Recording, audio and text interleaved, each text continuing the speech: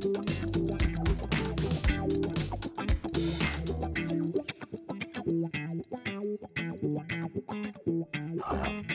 up, Flockers? We're back with another episode of Flockast. This is episode 49, and we're joined, as always, with Mr. Colin Long. What's going on, Colin? Jay, good morning. How you doing today, bud? Doing great, buddy. It's a sunny day here in Columbus, Ohio, so I can't complain. Yeah, I look outside. It's actually a sunny day here, too. I'm getting ready to head to California in the morning, and I hear it's sunny out there as well, so it'll be nice to get some West Coast vibes. All right. Ain't nothing wrong But- with that in California. Right. And unfortunately not for shows. We're going for work purposes, but who knows? I might be able to try to find something to do while I'm out there. Crazier things have happened, but really cool episode we have planned today.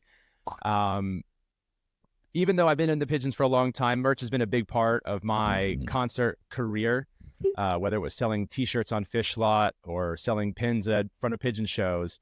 Met a lot of my best friends because of this merch. So it really makes me excited today that we have a special guest with us. He is a former co-collaborator of mine, a longtime friend and concert goer, Mr. Jack Rife. How you doing, buddy? I'm doing wonderful. Thank you, Colin. Honestly, it's a lot of fun to be here. It's a lot of fun to be on the podcast with you guys. It's a lot of fun to be here talking with you. I can honestly say that I've always been able to draw, or I've always enjoyed drawing rather, since I was a kid, but it was... Well, hold up. Before we can get into that, so Jack does Jack Rife Designs. If you're not on his page on Facebook, go follow him on Facebook. A tremendous artist. So sorry, Jack, I didn't want to cut you off there, but for people who don't know you or know your business there, I wanted to make sure we plug that. No, thank you. I appreciate that. Yeah, I do have a couple groups on Facebook. But it was the flock and making artwork for the flock that actually got me out of just doodling and into actually making artwork. Was your first pin the Bertha? Was that the first one? It was actually Pigeon Rick. Pigeon Rick. Yeah. We're going back. Yeah, Bertha was the second one. It started with, I did prints. So the whole thing started with just doing drawings and trying to do crossover stuff because that was the epiphany I had the about drawing. my artwork. Primarily, the people would send you the photo from the show, and you would kind of make them into pigeons. Is that now that was the caricatures came actually after? Yeah, the caricatures came a little bit after. I had somebody send me a message and ask me if I could do their couple's photo as pigeons, and I was like, well, I really don't see why not. I give it a try, and it kind of blew from there. I've done like 160, 170 of them now. Wow. Something like that. Yeah. Yeah. If you know somebody in the flock, I've probably done a caricature. Yeah. Well, and if, for those who can't see that are at home, but behind me, I have the OG Pigeon Head Pete drawing that Jack did, and then a custom one he did for me as well. I keep on my back wall here. Nice. Yeah, I remember when those were super popular. I remember seeing those. And I bought that Pigeon Head Pete before I really even knew him. I was like, I love this design so much. I'm like, as soon as you said I could buy the original, I was like, dude, sold. You send it my way. Anything 80s crossover, I'm all about. Like, if I can cross over something with anything from the 80s, the nostalgia is always there. And Pigeon Head Pete was always a special one to me. And that's kind of why I think, later in our kind of career together or our collaborations, I kind of came to you and said, dude, let's make this into a pin. Look, let me produce it. I worked on the variants and we worked together on it. And that was probably one of my favorite ones. Even the other day when we were down in Sanford, I sent you a picture from the pigeon show and a guy was wearing a Pigeon Head Pete on his hat. I'm like, in the wild. I still get that feeling when I see one of the pins that we did or, a pin I did or whatever in the wild. It's such a cool feeling. Yeah. And just a shout out to, was wearing some other fan merch here today as well, just to rep. I got a hat on from Mr. Scott Mitchell at Fan Designs, some other great fan merch as well. And then I have my pigeon jersey on from 2019 Asheville ID from Mr. Lee. So always supporting the homies. Lee Mells. That's right. We need some new jerseys, dude. Where are those at? I know. Well, just say that they're in the works. I know that. Oh, okay. Say less. Yeah, I've seen a couple some fun stuff. Yeah. Yeah. Yeah. It's only been kind of hurting me a little bit. I've kind of retired briefly from merch. It's been a while since I put anything out. And, well, hearing Greg talk about doing a T-shirt after 5 years, I was like, okay, I don't feel so bad about the whole, like, up and down. You've done two. Of it's the fine. merch It's thing. quality over quantity. Oh yeah, yeah. It's just but knowing that no one knows what you're talking about, Jack. Greg just released a new shirt on his own accord. Is a no feta shirt, Scrambled Greg no feta shirt. But yeah, sorry for interrupting. We know who made the design for him. Sebastian. He says it. Yeah. What did you say his name? I forget. It's no, that I can't remember it. We can look it up real quick, but I think his name is Sebastian. Yeah, I figure it deserves a shout out considering we're talking about fan made artwork here. It's plug-in everybody kind of episode. Let's get it out there. I'm terrible with names. Doug, Frank, you know that. Yeah, Paul, whatever you say, man. Right? Yeah. It's always the one syllable names that get me, It's Derek Sebastian. Derek Sebastian, shout out. Yeah. Cool design. Yeah, good stuff. Awesome stuff. I love the whole color, the brightness of it. It's perfect. And Derek actually has done like pins with Nick Heller before. Oh, really? A whole bunch of Nick Heller. And shout out Nick Heller for some of the GOAT OG Pigeons pins that have been around. I mean, Coda Paddles still kind of holds up as, Jeremy wears it on his guitar strap still. Right. It's got to say something about it there. I mean, I don't have the V1 because I've just never splurged on it, but I do have a V2. And now so does Mr. Jack Harper. You're welcome, buddy. Bet you loving that. I'm out of the pin game, dude. I've gotten rid of all my pins and everything. Yeah, I still have a pretty heady collection, I'll say. You can kind of see them off to the right behind me. That's just a small fraction. I have in storage. This is what's the shame of it sometimes. That I feel like I accumulate so much merch over time. My friends, whatever, that ends up just kind of sitting in storage. So it's like, I try to get more walls. I'm running out of space behind me.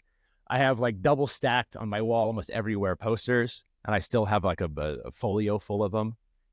You need to get a bigger place or buy less merch. I got to figure out which one I can afford to do first. Yeah, when people walk into our house for the first time, we just got a new babysitter, and she was just like, looking all around. Even our landlord's like, you guys really decorate really uniquely. So to me, it seems so normal. And like, we have a neighbor that we just met, and he comes over and he's like, even bringing one of his friends over. He's like, you got to check their place out. It's crazy. I'm like, really? It's pretty normal to me, but Yeah, but that's cool. That's the thing with like the jam band scene as compared to a lot of other scenes or music scenes is how big merch is outside of just the band. It's going and seeing the band itself. Like I'd say like all three of our relationships probably have started through, knowing each other through different like merch avenues. I knew Jack through his pins, Colin through your pins. That's how we met the first time. That's how I knew you. Was like, I'll say probably everyone I know in the flock I originally met because I was doing pins. When I first did my first Gator pin, I didn't really know anybody in the flock yet. I was in the flock, the group, but at shows I would kind of just roll solo and just kind of go with a friend, but didn't really know anybody. And it wasn't until it's funny, I was in line for the Fillmore show, the Foundry, Flocktoberfest 2019, I think. And in front of me, I saw this guy that had Jack's Major League. What was it? The Major League Pigeon. Major League. No, it was what was it called? Shoot. Oh man, I'm drawing a blank right now. It's mine, and I'm drawing a blank. It was a baseline. Was it Major League Baseline? Anyway, so the guy in front of me had that on his hat. So I commented. I was like, "Hey, I know the guy," and I didn't even know you yet in person, right? We were just like, fake internet friends at that point. And it turns around it's Brian Laub, and he was the guy that encouraged me to do the Gator pin in the first place. And that was the night I went. Gator came and met me. I gave Gator a couple pins. And it was one of the coolest things. And it was all brought to me by, way I was using merch as a way to just network and make friends is really what I got into it for. It wasn't for the money and the hustle. It was just to meet people. And it did a really good job. Here we are now. But I mean, Jake, how many people have you met through your tie-dyes at this point? So many. And then you see them in the wild and you go crazy. Yeah, dude, just like you guys were talking about seeing your pins, going to a show and finally meeting someone that commissioned like a tie-dye from me for the first time is amazing. And then seeing like all my buddies through pigeons and a tie-dye that I made is just like super like heartwarming almost. It's like they care enough to put that and proudly, you know, wear it on a pin on their hat or a tie-dye shirt. And it's just like, yeah, my friend made this. And they're, you know, they're but Jack, just realize we're not as cool as Jake because the pigeons never worn our shirts on stage. No. Oh, whatever. I've been like, I've sent them pins and stuff in hopes that like one of them would pop up somewhere. I'm hoping. Hey, I've had a sticker end up on Manny's like gear case. I forget what show it was. Someone sent me a photo of it and I like freaked out. I was like, oh my God. Oh, yeah. I did have the Gator. I don't know how much I can curse on here. The Gator F's sticker end up on Andy Frasco's laptop. Oh, cool. Yeah, so that's really cool. Quick note about that Gator Fucks design. We were gonna do lighters with that on there, but you remember that, Jack? Yes. Yep. Gave me permission to make the Bic lighters, but Bic to turn down the design because it said fucks. They would have put fuck on it. Oh my God. Yeah. There was one time I think it was that design as well. I sent it away to have t-shirts made and they were like, this is copywritten. We can't do this. And I'm like, no, you need to look at it closer. This is a completely different image. Cause it's an alligator skeleton. It's not the actual T-Rex. And then at the bottom, instead of the forest, it's got drums. So I had to like email them back and tell them like, no, this is different. So yeah, there's only been a few times, but it seems that design definitely caught a lot of people would be like, no. Yeah. Well, it's funny when you start to do that parody, the kind of that line, because I remember it was like in 2016, 2017, I was doing these fish shirts and they just did the birds, they attack. So I did a Philly Eagles logo and it just says they attack instead of the Eagles, and had the eagle on it. And then the company I was working with was like, it's too close. You can't do this, trademark. It's a Philly printing company. And I was like, all right. So they're like, it has to be this % change. So I was literally just moving stuff percents just to meet the minimum requirement that they would allow me to do to print my shirts. And they were like, even still like, we were hoping you would do more, but you followed the rules, so we'll print them for you. But one thing I learned quickly was when it comes to shirts, I completely underestimated what sizes to get. I'm sure you guys have dealt with this before. I got like mediums and larges all day, and I was like a couple XLs and like two XLs. And I was like, that was the worst mistake I've ever made in my life. Smalls and double XLs. Yes, right. Yes. Yeah, because and it's odd because it's especially with couples that want to buy matching shirts, you're going to have smalls and extra smalls and mediums and then XL, 2XL, you know, things like that. Even triple X's. But it's hard to find a triple X, you know. Because you got to pay more to have them made because I think at that point the print itself gets larger so that it doesn't end up looking like a little print on a big shirt. I had asked Sticker Mule, who I go through, I was like, can we do 3X? They're like, we don't do 3X because our machines won't do it. Yeah. And I was like, oh, okay. And I guess that makes sense. Those discriminatory machines. Yeah, right? The machines need to figure it out and be more sympathetic. I had actually seen, on a merch side of things, I had actually seen the guy who did the No Law with the Claw design. He's actually a comedian. And they sent him a cease and desist from White Claw. They're like, it's too close to the design. You can't do it. So he had to refund everybody. He didn't make any money off of it. No shit. And then that design has been copped by like every boardwalk on, you know, Jersey and Maryland. Sure, and like, go down that boardwalk. It's on every one of their, so everybody has made money off of it except the guy who actually came up with it. Are you implying the people at the boardwalk would steal art? Are you implying those people in those shops would do that? I don't believe you, Jack. I mean, they're all honest businesses trying to sell t-shirts. They're only going to take it until they can AI better stuff. Oh my God. Right. But look, even just on AI. So because you know, I'm not like an artist like Jack is. I kind of call myself more of a creator. I kind of like, you know, I have an idea and want to make something. You know, I think AI is cool, but I really don't think it replaces human-made art. And it's not that I wouldn't want to support it. I think just everything in the right context makes sense, I think. But the ideas are not going to be put on paper or put on computer screen or whatever your medium is with the same kind of like passion and idea that a human can do. No, and I'll say this now as an artist, as a hand-drawn artist, I still draw all of my artwork on pen and paper. but I have used AI for reference photos. Oh, sure. Because there are reference photos, like if you want to draw, for example, if you want to do a dog alien in a hot rod UFO, there's not a whole lot of reference points you can get for that, but you can AI something and it just kind of gives you a little more perspective on what you want to draw. And again, how do I find a photo of a hot dog eating a man? Well, AI's got to help me with that. There's a bunch of that. It's man-eating contest with hot dogs, I think would be a fantastic one.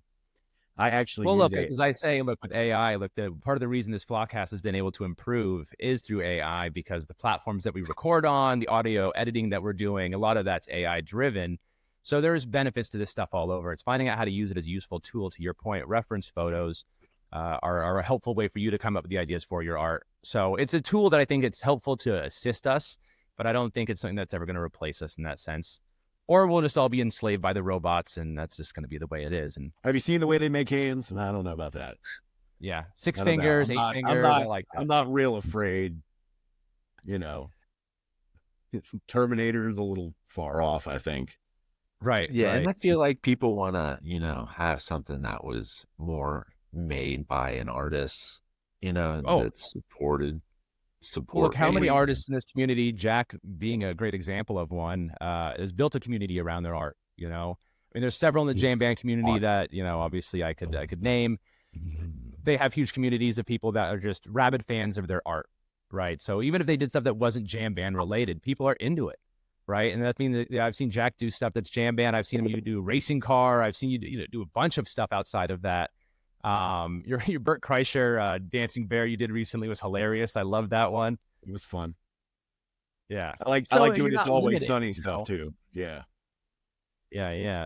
But wait, can you share your big news on what's upcoming? Because you shared it in your Facebook group, right? With the pigeons? I showed the back of it, so I can say that I am doing it, but I can't really talk about what it is yet.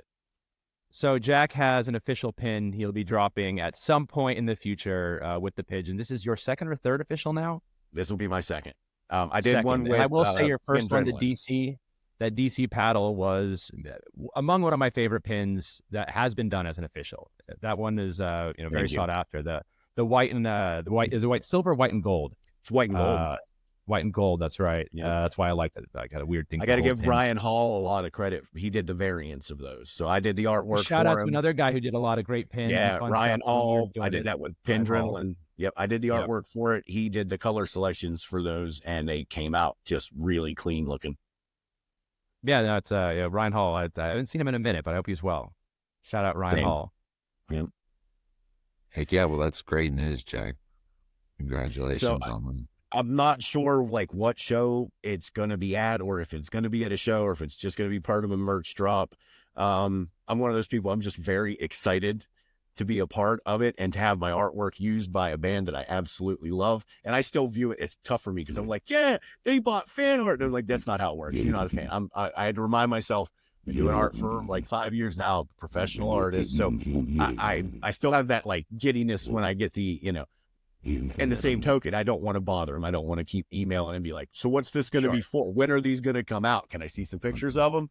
So I'm just kind of sitting back and waiting for it to be their time to put them out. Look, if there's one thing I've learned, I had 2 pins that were potentially going to be officials, but for various reasons did not go forward. Patience is the virtue you must have in these things because they're on their schedule. I get it. And I think one of the things that made me kind of pull back a little bit from that was I found myself trying to be concerned at shows like, oh, maybe I could bump into him and say something to him about it. Right. And I'm like, I kind of checked myself on that. I'm like, I don't want to see them. And I want to run up and ask them a question like this and bug Jeremy. I'd rather just say, what's up? I love All Right Tonight was sick. See you later, brother.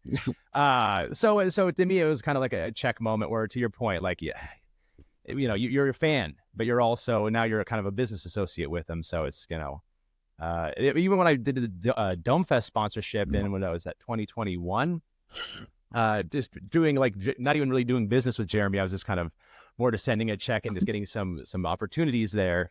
Was still trying hard not to fan out every time I talked to him and tried to be like a normal human being and just talk to him like we're having a business discussion about sponsorship, not me trying not to scream and cry and be a fangirl. I completely understand that. I really do. It was very similar. It's actually been a couple of times that I've had that. Believe it or not, before I ever did drawings, I actually made walking sticks. So some of the flock might remember from Dome Fest 2014 or 2015. It was the last one they had at Sunshine Daydream. Yeah, it was the last time they had it Sunshine. Last one they had at Sunshine Daydream in Terra Alta. I had actually got a hold of Greg. He actually handled like directly at this point still the merch stuff. So I got a hold of Greg and got a merch pass to sell walking sticks there. Oh, cool. And at that point I had actually seen pigeons. I don't know what year exactly. All I know is they were kids. Gator was not their drummer. The other night, when we were hanging out, when Jack was down here, he put on some pigeons from like, it was like from like 2013 or something. It was like an 8x10, I think, a Halloween show. And I'm like, who are these babies? Who are these children? Like, they didn't even look like the same people. It was wild how they were children there, and they're like men now. It's like wild. Yeah, and like I'll never forget Greg, just tall and skinny, and he looked like Bugs Bunny. I was not in, the perfect headspace at the time. I was in space. You're at Helmfest. We all get it.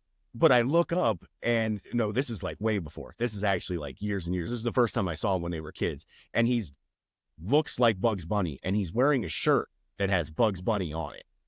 Nice. And it just, that was like my first experience of seeing pigeons, when they were, but yeah. And then years later to sell walking sticks there, I wanted to be like, dude, I remember seeing you when you were a kid. And then I thought that's probably a weird thing to say to somebody.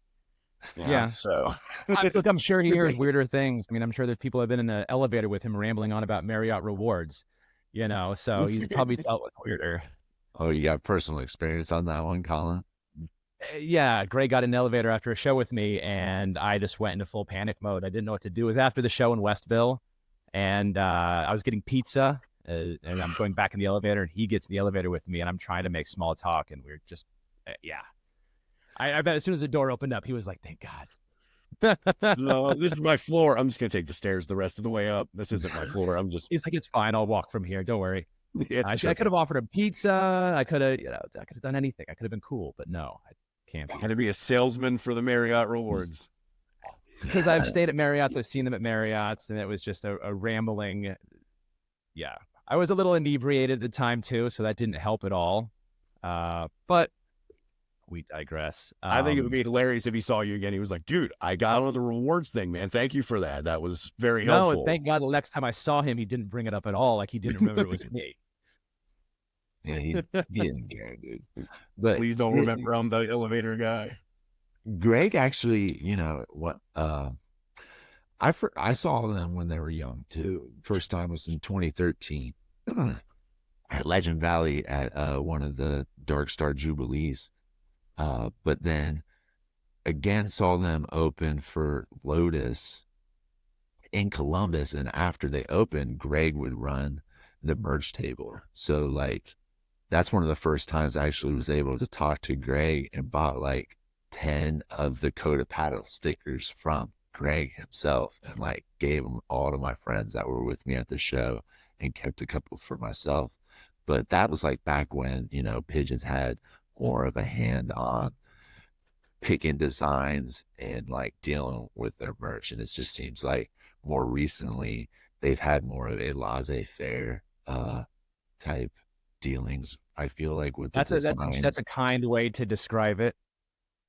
Well, I mean, just hands off. I mean, they're not as like picky or something with their designs, it feels like, or choosing the more classic designs like a melting lights, or just going with a P-ball that people are continually asking. I don't know why they couldn't just bring that back. They could make V's 11 through 11,000 if they wanted to. I mean, people love those. I am quite confused often at the decisions they make around merch, and the fact that they might have been outsourcing it completely might explain some of that. I don't want to say decline, because like there are some good artists they're working with, but look, merch is always such a thing where it's a moneymaker for the band.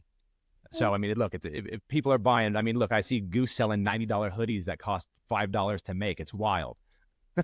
Yeah, dude, like the if quality. people want to play, good for them. But all Pigeons fans want is just like a P-ball on stuff for the most part. Just put a P-ball on a white shirt. Well, and I think that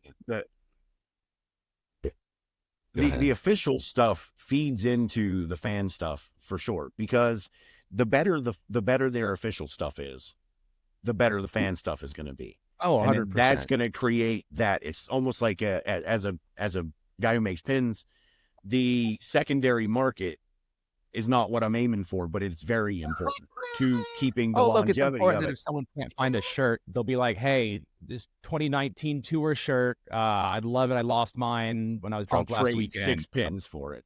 Right. I mean, I see all the time. There was a poster. Oh my God, from the show, it got destroyed. I need to get a new one. Or, people, these things are sought after. I mean, my apartment, as we've discussed, is kind of like a museum of just artwork and merch. And that secondary market also creates that, Coat of Paddles is a perfect example. How many fan-made pins would you trade for a Coat of Paddles? Yeah, a lot. And if it wasn't for those fan-made like pins being there, one Coat of Paddles, I think, is the ratio. Yeah, right. So when you look at the fan-made pins, they need to be, as good as they can be, so that you can trade those for the officials, and it creates that internal market, which Pigeons had going hot, real hot. And I hope it comes back the way that it was, because the camaraderie doesn't have anything to do. No, I'm not gonna say it doesn't have anything to do with the money, because it's what I do for a living, but it has little to do with the money in comparison to the friends that I've made, the people that I've met, the enjoyment that the artwork brings and adds to the whole experience of the show and things like that. And like you said, it's not just merch, it's a memory. Yeah, look, I mean, I love going around giving pins away. How many people have said that I've walked up to them after a show, handed them a pin, and just ran away. I wasn't in a very conversational mood for some weird reason. But I would definitely but that's just a experience, a point of contact. It's, I love people giving stickers away. In Mexico when I was there for Fish, it seemed like everybody had a sticker they brought. And it was wild. We came back with a stack of them, but they do like a sticker swap, and it was just all giveaways. But people love that, right? There's a community that comes around it. Like, right, there's literally a community in Mexico that come together just based around stickers. How silly that is, but everyone's like how cool their design could be, and you're trading them here and there. It's ultra important. It builds the lore and legacy of the band. I mean, so many, like Fish, you had the Fish fan art meetups. The lot scene at Grateful Dead is so heavily, focused on fan art and stuff like that. A lot of fans, even Eggy today announced a fan pop-up with some Saxy art in Long Strange Putt. It seems like Pigeons is the only band that is just so hands-off with anything. They need to have, but they're doing everything else so right. You know what I mean? Like it's like the one area, like the music on point. Their new stuff is, I still can't turn off Feet on the Ground. It's driving me crazy. They have new music. They're, the upcoming stuff they're doing with like the Dome Fest Presents. It's all there. It's just like, now we got to kind of build some community and kind of do some of that other stuff, like you're saying, with merch. Because people are going to go every time. If you ever see, if you make a thing, people are going to go. People are always looking for things to do before and after shows. People always have extra money for a sticker, shirt, pin, or anything. They find reasons. Tie-dye, even a tie-dye perhaps.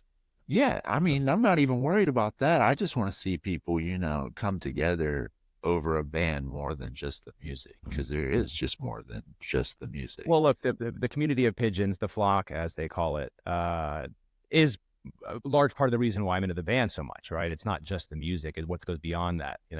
I found with Fish early on in my early days with them, there was a lot of community I was around, I had a lot of friends, and the longer it went on, the older I got, I kind of less of the community. Not that it doesn't exist, but it's so big now. Everything's so splintered, so fragmented. You go to a show, and if your friend's in a different section, there might as well be on Mars. You're not going to go say hi. At a Pigeon show, Jake, I look over and see your dumb head from across the room, and I can go, hey, there's Jake. All right, go say hi real quick. And, you can be a lot more social at a Pigeon show, I find, and the community's a lot tighter. And me and my good friend who got me into Fish, we often, he'll say, when he was seeing Fish in the early 90s, and they're playing at venues that the Pigeons are playing at. They're playing in Ardmore. They're playing at, the 930 Club and stuff. That was the days when the community was super tight because it was small. And then as it grew and bigger, it just becomes big, and that just brings in all the different elements. So the fact that Flock is so tight right now and so many great people in it, and it grows all the time. new flockers I keep meeting. I mean, look, Jenny's a great example. Like, I didn't know who she was. And Lee was like, hey, do you mind if she just jumps in for a ride from Austin to Dallas? And I'm like, oh, shit, we got a spare seat. Jump on in. Let's go. And, it just continues to meet more and more people and just bring more people in.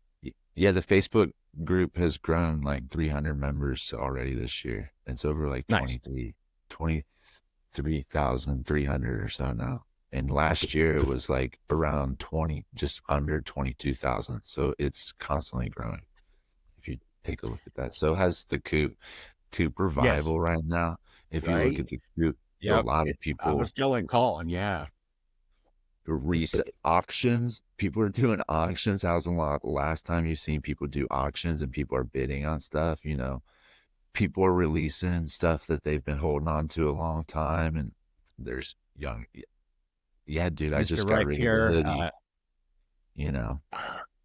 Things that I don't even like wear and stuff. I'm just like, and people are interested in these classic designs and stuff like that, and it's also getting new people, lots of new photographers I've seen coming around, so that's a good thing, getting more exposure. It brings in more audience, right? Because they shoot other bands, but they probably have a following from all the different bands that they shoot, so brings more people in. I think with the new music they have as well, I think a couple of these songs have gone either on Spotify or something. I feel like some of this stuff's got a hit. I really do. Like, it's too good. I mean, look, even as Day and Time, I won't beat on feet on the ground anymore, but Day and Time as a song, as a package, it's so great for, like, how does that not end up in more Spotify playlists? That brings more people into, this band, because that song is just so good. It's got it. I don't know how their algorithm brings stuff in, but it's got to be making its rounds. But even with one commercial away. I mean, honestly, with a song like that nowadays, they're one commercial away. Like, and I'm not saying commercialize them. I'm not saying it, but nowadays it doesn't have to be a top chart hit to be on a commercial, or even just a segment on a morning show or something where everybody goes, you get out to the masses of millions of people, and 50,000 of them are like, what was that? Well, I saw that they posted that Feeling Fine was in new and indie. I'm like, all right, so people are in that new and indie, and they're listening to whatever new indie band that they're into, but boom, Pigeons come into that. That's kind of the rotations that some of these songs need to get into, I think. And I think that's going to help bring in a lot more people. Yeah. Yeah. And then also the new music brings opportunities for new merch ideas, 100%. Instead of beating, Horizon or, just classic merch ideas into the ground, there's just these new potential with merch ideas, and I think that's like what you haven't seen behind the merch table as much as like you've seen like a rat get tattooed or on a motorcycle or something like that. Like, it has nothing to do with like any type of music or pigeons, and it's just like, what is this design? Like, I want to have it's just kind of random. They just yeah. random art. The art itself, I'm not saying is even bad. It's just kind of random for how they're using this design for like a pigeon shirt, or I thought it was funny because people were always commenting that can we get a poster without pigeons on it? And then we got a bunch with like a turtle and this, and then someone posted it was a joke, but they're like, "Where's the pigeon's hat?" Yeah, you can't make everyone happy, but I like how they're never make anybody happy. I feel like posters are probably their biggest money maker, anyways, and that's what they have. They're able to like sell the most of in a given show time. You know what I mean? So like, yeah, they're inexpensive, easy to print. The cost on them. There's always because it is a business. There's cost and inventory. Shirts are tough because we've talked about sometimes you end up with 40 mediums and 6 larges, but yet you would, if you had 40 extra larges, you would have sold all of them by now. But that goes to like the choice of design. You want to have 2 or 3 tight shirts that are going to sell. You don't want to have going from town to town with all these shirts taking up space because they're not selling. You know what I mean? The town, across the town. Yeah, the town. Like, that just makes sense. Like, if you look like Ween, for example, they use a lot of fan art, but they know the stuff that is going to sell. They don't take chances on some weird design that they are going to have to because they don't tour that much. when they do tour, they want to sell their merchandise. You know what I mean? Yeah, And and like then selling shout out merchandise makes a tour so much easier. If you go to one town and you don't sell anything, and you're hoping that you're going to go to the next town and sell more, and you don't, you're going to be at each other's necks hoping that like the next town is better. You know what I mean? And that's just like, that's the reality of it. Merch is so important to a band's success. Like, everyone thinks it's ticket sales and stuff like that, but a lot of it comes down to merch sales. 100%. If you look at like big touring acts, I went to a Billie Eilish concert a couple years ago, and her hoodies were $150, and these girls were lining up down the block to buy them. Like they were just so ravenous to have these. It could have been a $500 hoodie. They probably still would have been lined up to buy it. I'm not saying that Pigeon should do that, but it just shows that, look, when it's good merch and people are excited about it, they'll, the people will come, they will buy. But you got to create something that people get excited for. Absolutely. And I think that's where, working with other artists, I think there was a lot of missed opportunities for artists within the community that, I felt maybe, not going to call anybody out specifically, but that probably didn't get their fair shake, and probably could have done some good merch for Pigeons and really could have helped bring that in. But, it went a different way for whatever reason. I'm not in the business of it, so I don't know what led to it. But yeah, seeing them kind of figure out a way to put some more, I guess, zhuzh back in their merch game, I think would really help them make money. At the end of the day, Jeremy's got another mouth to feed here shortly, so if he sells a few more shirts, I'd buy some diapers. Well, and what I've found with anything creative, with anything that is, enjoyed by millions of people, there are going to be maybe a handful of people that make their living off of what they make to do shows. Professional wrestling, comedians, actors, musicians. If you're making the money that you're making off of doing your show, it's probably not enough to sustain yourself. But there are thousands of them out there who make livings because of merchandise. There are thousands of independent contractors like professional wrestlers who go out and get beat up every weekend for $50, but then they go to their merch table and all these kids buy their t-shirts and stuff like that, and they make $1,600. So how many times back in the day I've been at a comedy show and met the comedian after the show to buy a stupid t-shirt with whatever slogan was like his closing punchline on it and one of his CDs, because I just wanted to support. I was a fan, and I'm like, cool, I could spend $35, $40 on the way out the door. And, it really helps you out. So it's also a good way to show your appreciation to the band. It's like dancing, right? If they see you dancing, it's kind of like your way of laughing at a comedy club, right? The harder you're dancing, the harder you're laughing, essentially. So it's a way to show your support. I dig that. That's good. I like that. I love a band that is having fun. Like that is, I want to call it a close second to the sound, because if they don't sound good, that's hard. But if they sound good and they're up there having fun, like Big Something is a great example. I don't think I've ever seen them not up there having a blast, Yeah. So, well, that's why I can't watch Goose, dude. I can't. They do not look like they are having fun on stage. No, they look like they're waiting on a bus. Trevor is electric. You liar. Trevor is electric. That guy is going. He's the one guy moving at the bus stop. The rest of them are just kind of. Yeah, whatever, dude. Pigeons. That's why you love Pigeons. Jeremy doesn't even move around that much, but the fucking emotion that he puts into it, all of them, dude. You could watch every single person on stage at a Pigeon show, and it'd be a different show every time. I say that every time. So Jack, no doubt about it. I think it's funny that sometimes I'll see that's like awesome, actually, too. With a negative opinion of Pigeons, and they're like, "Oh, they're just having too much fun up there." Like that's that's a bad thing. I'm like, what's the purpose of the show? Raging with the band. Raging with the band. And that was the whole thing whenever they did the Disney thing, and people were like, this is like kid stuff. And it's like, I'm sorry, you don't like having fun? You don't want to go to a whole new world? The Disney hate is the stupidest thing I've ever heard. It's so much fun. Throw the fuck up. Jesus so Christ, much fun. Guys. Like, just slow down. You obviously had a very depressing childhood. I guess your parents never let you watch a Disney movie. I'm sorry. Or you did watch, they did watch sucked. Disney movies. They were like, this isn't what real life is like. Nobody does that. And they're like, come on. Bambi's real.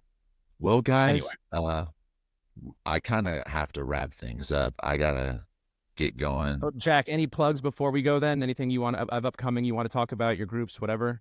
Real quick, if anybody wants to join Jack Rife Designs, there's a public group. There's a private group. I have some pins coming up. I have some pigeon pins, the Pidgyptian pin that I held on to for a while. I designed it a long time ago, finally decided to start having it made.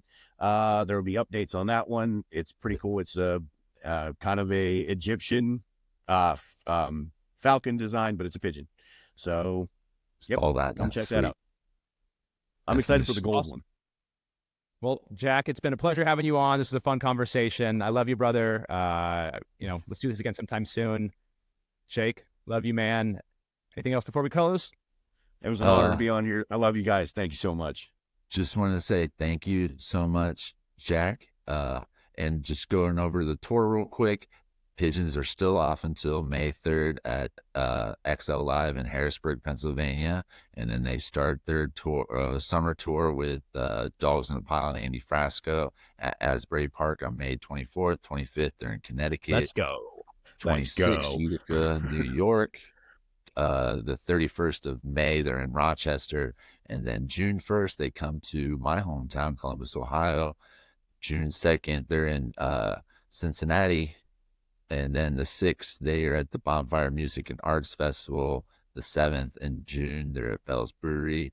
And then they wrap up tour dates so far with 3 festivals at Northlands Music Arts Festival, the Bender Jamboree in Las Vegas in September 12th. And then the end of September at Ocean's Calling in Ocean City, Maryland. And I am going to be making a few tie-dye t-shirts, the pigeons' names for Harrisburg. Probably going to do a run about 12 of those. So nice. That's all I got. And thanks guys so much. Appreciate it. Colin, see you soon. Jack, thanks again. And love y'all.